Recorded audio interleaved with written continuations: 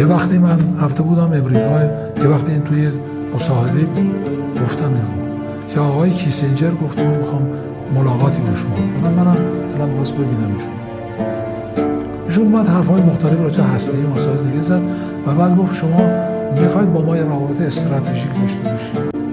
من گفتم ما با شما رابطه نداریم، شما میگید رابطه استراتژیک، چرا این سوال از من میکنید؟ این روی میز گفت ما بعد از جنگ جهانی خودمون خطی کردیم، کشورها رو اسم گذاشتیم، یکی رو گذاشتیم فلسطین، یکی رو گذاشتیم نمیدونم سوریه، یکی گذاشتیم ترکیه، یکیش عراق فلان، جز 2 کشور، یکی ایران یکی مصر.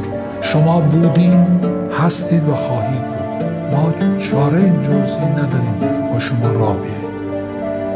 یه آدم با فکر وقتی سابقه تاریخی ملت رو بشناسه اینجوری حرف میزن، نمیگه تسلیم.